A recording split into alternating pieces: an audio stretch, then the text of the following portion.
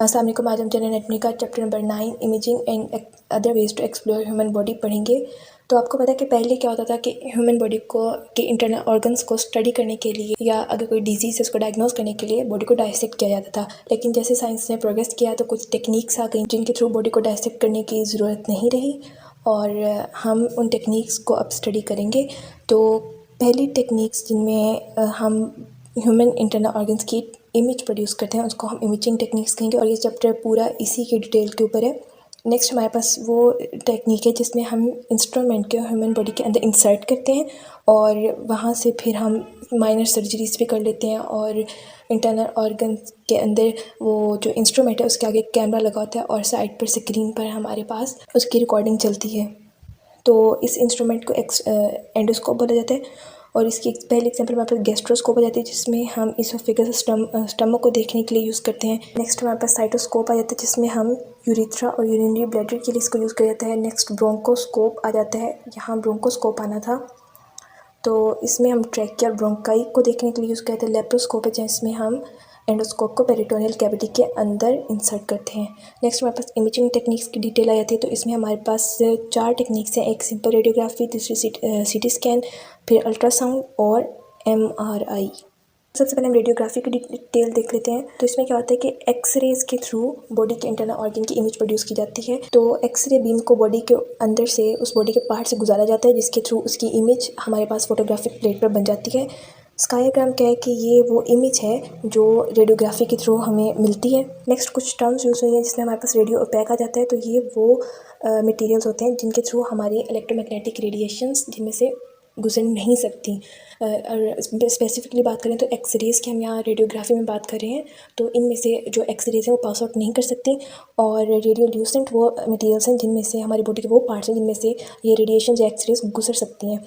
और नेक्स्ट इनके कलर क्या होते हैं तो रेडियो ओपैक जो मटेरियल्स हैं ये वाइट अपीयरेंस देते हैं जब इनमें से एक्सरेज गुजरती हैं और इनकी इमेज वाइट कलर की प्रोड्यूस होती है। जबकि जो रेडियोल्यूसेंट हैं ये डार्क अपीयरेंस देते हैं। जैसे फॉर एग्जांपल अगर हम एक रेडियोग्राफ देखें तो जो बोन्स का कलर है वो हमारे पास वाइट अपीयर होगा क्योंकि वो रेडियो ओपैक मटीरियल हैं उनमें से ये रेडिएशंस पास आउट नहीं कर सकती। जबकि मसल और स्किन को देखा जाए तो ये ग्रे कलर के अपीयर होंगे और ये रेडियोल्यूसेंट है, इनमें से रेडिएशंस पास आउट कर सकती हैं। नेक्स्ट हमारे पास अल्ट्रासाउंड आ जाते हैं तो अल्ट्रासाउंड को अल्ट्रासोनोग्राफी भी बोला जाता है और अल्ट्रासाउंड में साउंड वेव्स को यूज़ किया जाता है पिक्चर्स प्रोड्यूस करने के लिए। और अल्ट्रासाउंड के फ़ायदे ये हैं कि ये पेनलेस है, इसमें कोई नीडल्स इंजेक्शन वगैरह यूज़ नहीं होते और जो हमारे बॉडी पार्ट्स हैं उन पर आयनाइजिंग रेडिएशंस का एक्सपोजर नहीं होता। तो इस वजह से एक्सरेज और सीटी स्कैन से ज़्यादा सेफ़र है। नेक्स्ट इसके डिसएडवांटेजेस आ जाते हैं। इसके डिसएडवांटेजेस यही हैं कि ये जो बहुत डीपर ऑर्गन्स होते हैं या डीपर पार्ट्स होते हैं बॉडी के उनको स्टडी करने के लिए नहीं यूज़ की जाती। जैसे हम ब्रेन की एग्जांपल ले लें तो ब्रेन की इमेज इसके थ्रू प्रोड्यूस नहीं की जा सकती क्योंकि दरमियान में स्कल आ जाती है, बोनी स्ट्रक्चर आ जाता है जिसकी वजह से जो पॉइंट है उस पर फोकस नहीं हो पाता और इमेज क्रिएट नहीं होती। नेक्स्ट हमारे पास आती है MRI, मैग्नेटिक रेजोनेंस इमेज। तो इसमें क्या होगा, ये एक नॉन इन्वेसिव मेडिकल इमेजिंग है और ये एक डिटेल्ड इमेज प्रोड्यूस करती है हमारे ऑर्गन्स की, बोन्स की और ब्लड वेसल्स की। नॉन इन्वेसिव का क्या मतलब है कि इन्विजन काज नहीं करती। आगे MRI के एडवांटेजेस आ जाते हैं तो ये हर प्लेन में इमेज प्रोड्यूस कर देती है और इसमें हमारी जो आयनाइजिंग रेडिएशंस हैं वो बॉडी ऑर्गन्स पर एक्सपोज नहीं होती।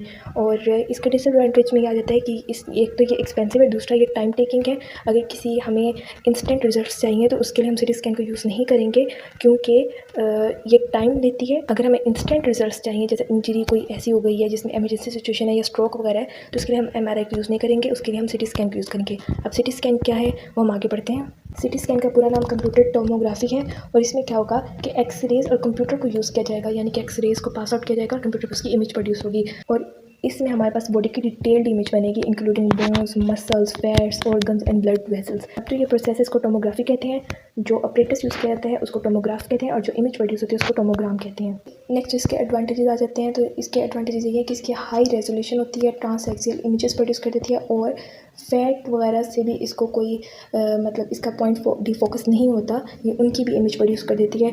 और इसके डिसएडवांटेजेस ये हैं कि इसमें जो आयनाइजिंग रेडिएशन है इनका एक्सपोजर बॉडी पे हो सकता है तो रिएक्शंस हो सकते हैं और इसके अलावा जो कैंसर का रिस्क है वो पेशेंट में बढ़ जाता है। तो यहाँ पर हमारी जनरल एनाटॉमी एंड होती है।